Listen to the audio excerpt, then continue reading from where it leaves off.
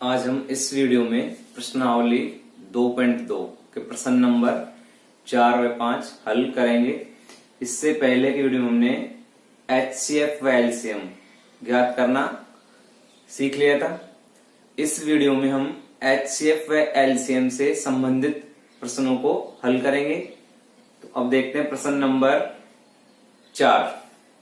प्रश्न नंबर 4 है, किसी खेल के मैदान के वृत्ताकार पथ पर मैदान का एक चक्कर पूरा करने में रमन को 18 मिनट लगते हैं, जबकि इसी वृत्ताकार पथ पर मैदान का एक चक्कर पूरा करने में अनुप्रिया को 12 मिनट का समय लगता है। माना कि दोनों एक स्थान से एक ही समय पर चलना प्रारंभ करते हैं तथा एक ही दिशा में चलते हैं, तो बताइए कितने समय बाद दोनों पुनः प्रारंभिक स्थान पर मिलेंगे। अब देखते हैं इसका हल।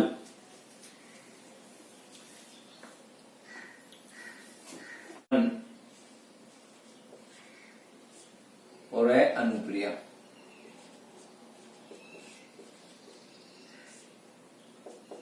रमन 18 मिनट लगाता है, अनुप्रिया 12 मिनट।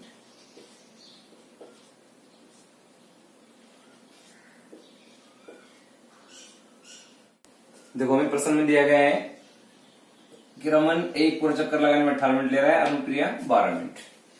एक वृत्ताकार मैदान है, ये वृत्ताकार मैदान है। मान लो यहां से दोनों दौड़ना प्रारंभ करते हैं, तो फर्स्ट में इसमें रमन दौड़ना शुरू करता है। रमन जब यहां से दौड़ना शुरू करता है, यहां रमन दौड़ रहा है, तो इस पे जैसे पूरा चक्कर लगाएगा रमन, तो रमन एक पूरा चक्कर लगाने में 18 मिनट का समय लगाता है। वहीं जब अनुप्रिया एक चक्कर लगाती है, यहीं से फिर दौड़ना प्रारंभ करती है इसी प्रकार, तो अनुप्रिया एक चक्कर लगाती है 12 मिनट में। तो हमें बताना है दोनों इसी स्थान पे, जब दोनों ने एक साथ दौड़ना प्रारंभ किया, तो पुनः दोनों इस स्थान पे आके कब मिलेंगे। यहीं से दौड़ स्टार्ट कर रहे हैं और यहीं पे कब मिलेंगे। देखो अब जब यहाँ से रमन दौड़ता है, तब ये एक चक्कर में 18 जैसे यहाँ प्रारंभ करता है, तो फर्स्ट चक्कर में चक्कर नंबर फर्स्ट है, यहाँ जब इसमें दौड़ रहा है रमन और हम लेते हैं इधर अनुप्रिया, तो यहाँ एक फर्स्ट चक्कर के लिए रमन 18 मिनट लेगा और अनुप्रिया 12 मिनट। तो दोनों यहाँ आ जाएंगे, ये 18 मिनट बाद आएगा, ये 12 मिनट बाद। अब एक चक्कर में नहीं मिलेंगे। फिर नंबर दूसरे चक्कर में ये दो चक्कर में 36 मिनट लगाएगा, एक में 18 तो दूसरे में 36 मिनट बाद। अब यहां से जो अनुप्रिया है वो 24 मिनट में दो चक्कर पूरा कर लेगी। फिर इसके बाद तीसरा चक्कर, ये 54 मिनट लगाएगा और यहां से ये 36 मिनट लगाएंगे।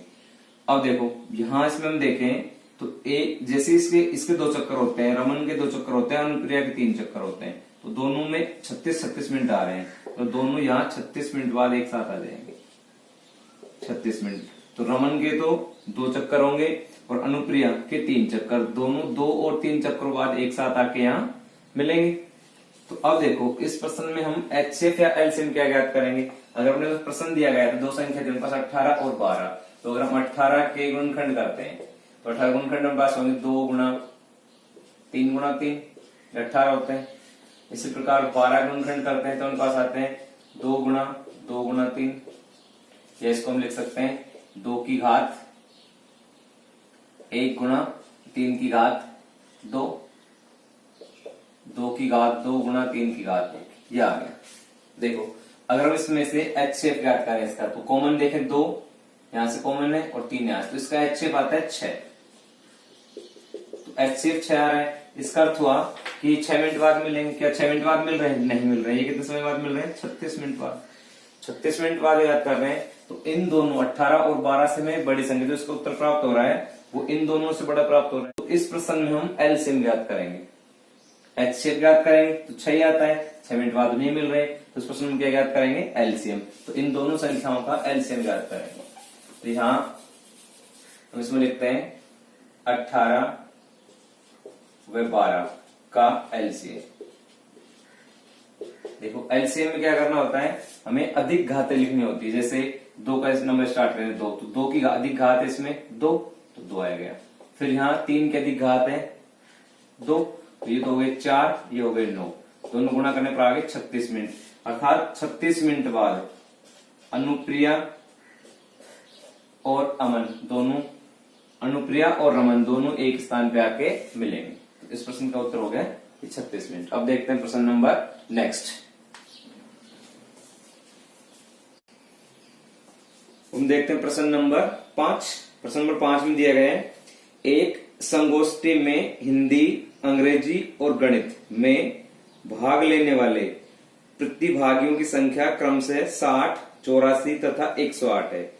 यदि प्रत्येक कमरे में बराबर संख्या में एक ही विषय के प्रतिभागी बैठाए जाते हैं तो आवश्यक कमरों की न्यूनतम संख्या ज्ञात कीजिए। देखो अब देखते हैं प्रश्न को हल कैसे करेंगे। इस प्रश्न में हमें हिंदी, अंग्रेजी और गणित में प्रतिभागियों की संख्या दी गई है 60, 84 और 108। हमें इस प्रश्न में ज्ञात करना है कि कितने कमरों में हम इन विद्यार्थियों को बिठा सकते हैं और साथ में प्रत्येक कमरे में समान प्रतिभागी में बैठाने। तो देखो अब हमें समान प्रतिभागी बैठाने, मान लो पास ये कमरे हैं तो इन सभी कमरों में हमें समान संख्या में प्रतिभागी बैठाने, समान संख्या में, इन सब में समान समान विद्यार्थी आएंगे। तो इसके लिए हम क्या करेंगे, हमें इन सभी संख्याओं को हमें एक ऐसी संख्या ज्ञात करनी है, ऐसी संख्या जो इन सभी संख्याओं को विभाजित करती हो, 60, 84, 12, एक ऐसी संख्या ज्ञात करनी है जो इन सब संख्याओं को विभाजित करती है। तो वो संख्या HCF होगी इन सब का क्या होगा HCF। तो जो इनका HCF होगा वही होगी इन कमरों में समान संख्या, कमरों में बैठने वाले प्रतिभागियों की समान संख्या। तो हम इस प्रश्न में इन सब का HCF ज्ञात करते हैं। तो यहां 60, 84 व 108 का HCF ज्ञात करेंगे।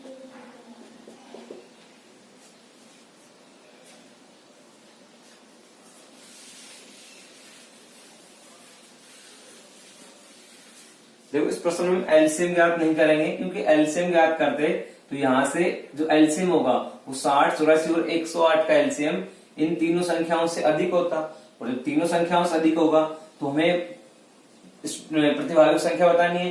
तो जो अधिक आता तो वो समान प्रतिभागी नहीं हो सकते थे, इसलिए हमें सब क्या होगा HCF ज्ञात कर रहे हैं। तो देखो पहले 60 के गुणनखंड करते हैं। तो 60 के गुणनखंड होंगे 2 का भाग देंगे 30, फिर 2 का भाग देते हैं इसमें 15, फिर 3 का भाग देते हैं 5, फिर 5 का भाग देंगे 5 एकम 5। इसी प्रकार 84 के गुणनखंड करते हैं, 2 का भाग देंगे 4, फिर 2 का भाग देते हैं 2, इसमें 2 का भाग देते हैं, पास आता है 2 और 1, फिर इसमें 3 का भाग देंगे 7, 7 एकम 7। यहां से 108 गुणनखंड करते हैं,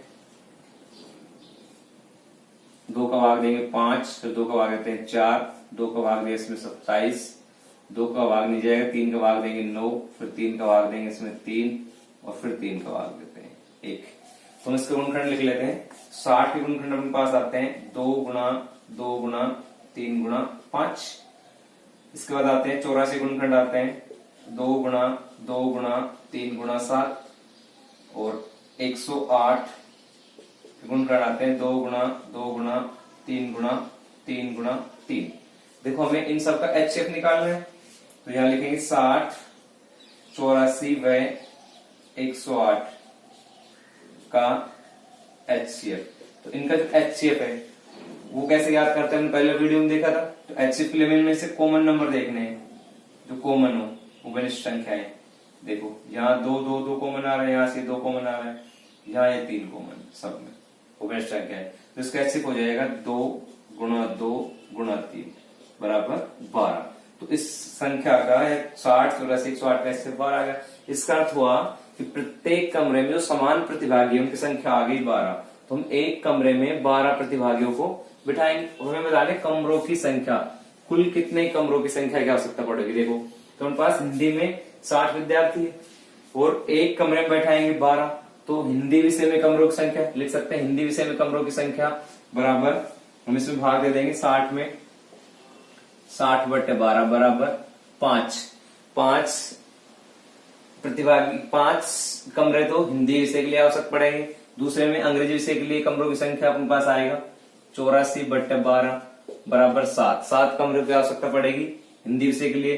फिर गणित विषय के लिए कमरों की संख्या होगी 108 बटे 12। तो इन पास हो गए 12 नाम में 108, 9 कमरों की आवश्यकता। अब हमें कुल कमरों की आवश्यकता बताना, कुल कितने कमरे लेंगे। तो कुल कमरों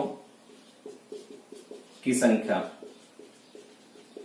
बराबर पास होगा 5 + 7 + 9 बराबर 21 कमरे। इनको जोड़ने पर आ गए 21 कमरे। या हम चाहते थे इनको एक साथ भी कर सकते थे, यहां इन सबको जोड़ लेते 60, 84, 108, तीनों को जोड़ के इसमें 12 का भाग लगाते थे, तब भी 21 कमरे आते। अब देखेंगे अगला प्रश्न अगले वीडियो में।